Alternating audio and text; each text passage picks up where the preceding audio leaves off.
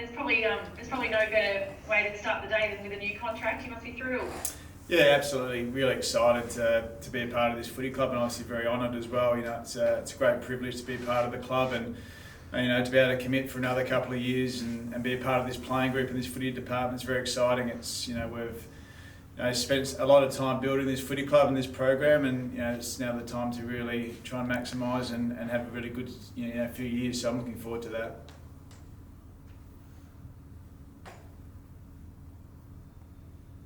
Simon, do you think of how by you and the club have come over the last couple of years, thinking a couple of years ago everything was looking a bit on the nose, and to see where everything is now, how proud are you of the whole turnaround? Yeah, look, I think we've all grown together. You know, our playing group, our footy club, our footy department, and myself. You know, we've grown as one, and it hasn't been just in the last couple of years. It's probably been over the last 6 or 7 years. You know, from where we've come from as a footy club to where we sit today, and it hasn't been easy. There's been a lot of adversity, and there's been a lot of resilience built within our footy club. And as I said, we've all learnt together. And you know, as I said, I'm very proud to coach this footy club. I love this footy club, and you know, I think we've got some good years ahead. So I'm looking forward to being part of it. Simon, the length of the contract, a 2-year extension, were you after a few more years to be tied on the back of that, considering the drought-breaking premiership last year? No, 2 years is a long time in footy, and you know, I think as a club and from where I sit, you know, it's important that we actually look at our program as a whole, and it's not about the senior coach, it's about our whole footy department and our program, and making sure that we keep our group together and our footy club together. And you know, the length of my contract's got no reflection of that. It's really about making sure that we solidify our footy program. You know, we've had enormous soft cap cuts, and it's about making sure we've got the right program, a program around high performance, and you know, my role is just a small part of that. Simon, is there an element of accountability having that shorter deal, do you think? I think we live in the industry of accountability. You know, you're constantly, we're in the win-loss caper, and you know, as a senior coach, you know that. You want to be in a club that has that expectation that's upon you, and you know, we never really discussed length of term. It was really clear that a 2-year extension is really good for both parties, and you know, that's how we want to move forward. It must be nice to actually be back in at the club, Simon, I'd imagine. How many days have you been out, and was there anything in particular you were really chomping at the bit to do once you finally had that taste of freedom? Yeah, well, I got out yesterday. I've probably watched more footy than I've ever watched in the last 7 days leading into yesterday. So yesterday was a great chance to get away and do something different. So going to the gym and having a surf down at Urban Surf was the two things that I did on my day off. But it was just great to get back into the community and get out of home. You know, it's a long 7 days at home, but I obviously watched a lot of footy, so it's just great to get away. How are you feeling, Simon? Feel great. Yeah, it's you know, the first couple of days were a little bit rough, but you know, I feel 100% now. I feel ready to go, and actually feel really energised to get back into the footy club. It was just great walking back in this morning and seeing all the smiles on the players' faces, and getting around the group and seeing all the boys again. It's been you know, 7 days away from this type of environment. Can feel like a long time. How did you go on the sidelines, Simon? I think you were asked about it the other day, but you probably had a bit of time to reflect and a few extra days stuck at home. I can't imagine you would have coped too well. No, it's not the easiest thing being away, you know. But I think at the same time, I sort of tried to look at it as a chance to not only refresh personally, you know, in a whole range of different areas, but also to see the footy department step up in a variety of different roles. You know, we had a lot of people and a lot of staff that were away last week for the COVID situation. And just seeing the department thrive and rise to the occasion and take on those roles and still keep our processes in really good shape. And you know, I think we learned a lot about our footy club last week, and we learned a lot about the people involved. And you know, we've got some great people at our footy club.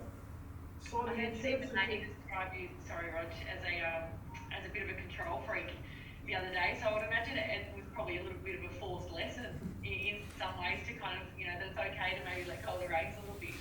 That's one of the great arts of leadership, is to be able to delegate and let go, and you know, something I've probably learned in the last 3 or 4 years. I think when you're, as a young leader coming in as coach, it was probably one of the things that I was quite strong on about trying to do everything. In the last 4 years, I've learnt to let go and give responsibility and delegate to the people that are really important in your footy program. And that was certainly at its best last week, from a forced situation, and I quite enjoyed it.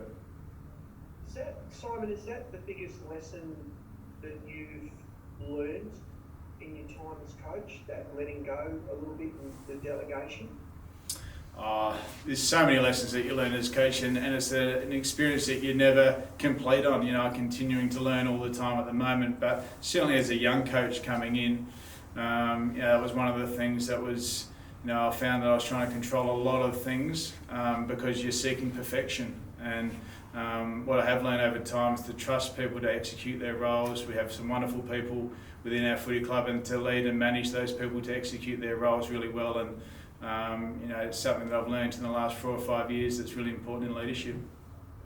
Simon, in terms of the contract extension, sorry, Lauren, how long have you been talking to the club, and when did you strike the deal?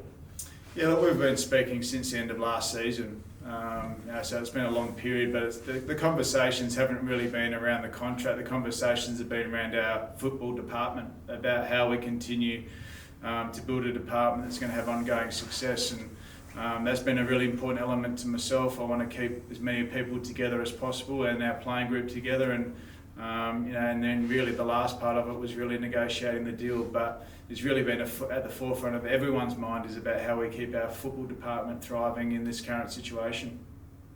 Simon, do we read into that you may have had to take a bit of a pay cut to ensure that all coaches can remain under the soft cap? I think you can just read into it that we've really carefully looked at our program about what's best for our program together, and that's really been at the forefront of my mind and the club's mind. In my role, I love this footy club. I want the best for this footy club moving forward, and my role is a really important role to make sure that we can manage the people in our department so we can really thrive as a footy club. So that's really been at the forefront of our discussions.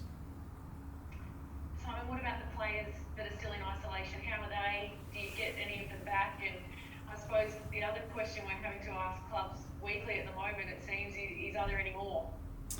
No, we're all good at the moment, which is great, and our expectation is that all those players will be back this week. We're really fortunate that it happened early last week, and we've got a longer week this week. So, they'll all train today, main train today, which is great. We get 2 sessions together as a group with our full complement back, and our expectation is if everyone gets through training today, that we'll have a full complement to pick from. So that's good for our footy club, and obviously puts a lot of pressure on selection spots. How many changes do you think you'll make, Simon, at this stage? Do you know? Do you have an idea? Yeah, well, the 5 guys that were out last week are obviously, in pretty good form before they went out. So those guys will certainly be putting their hands up. So, we're going to have probably a minimum, 4 to 5 changes heading into this week. Simon, how did you view the experiment of having that forward line set up of Sam Wiedemann, Ben Brown up forward alongside Tom McDonald? Obviously, Tom had one of his better games in a while up forward. So when Luke Jackson came back in, how do you handle that mix?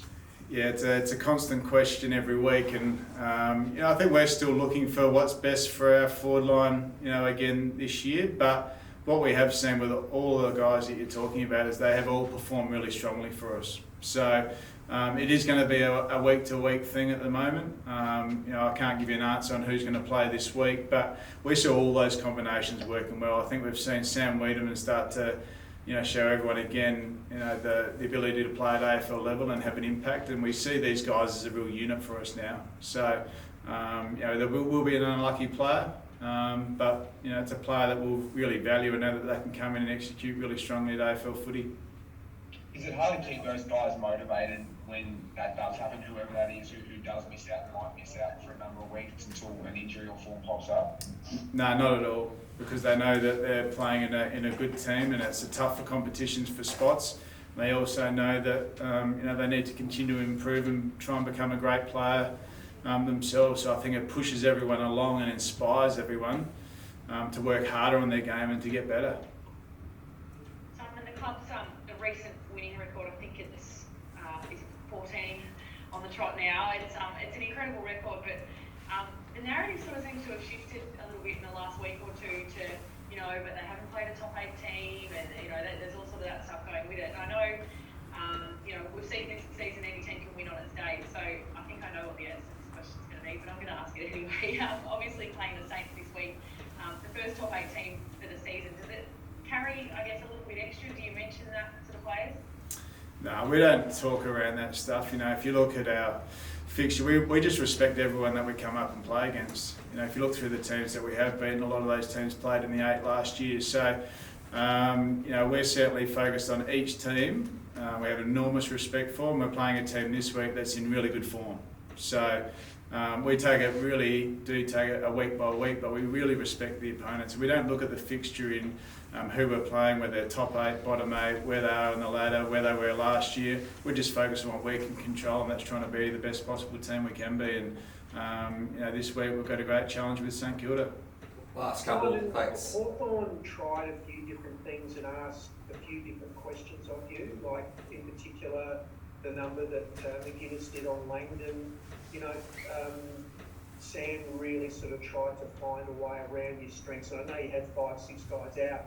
What did you guys take out of that game? Because it was a different sort of challenge for you, it seemed.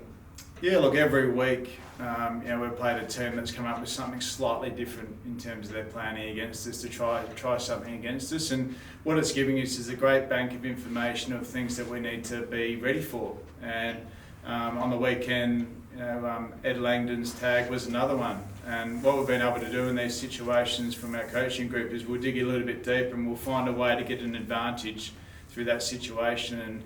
And throughout the year, hopefully we'll cross as many of those situations as possible and be as best prepared as we can for any scenarios moving forward. But ultimately it's about how we maximise those situations to help the team.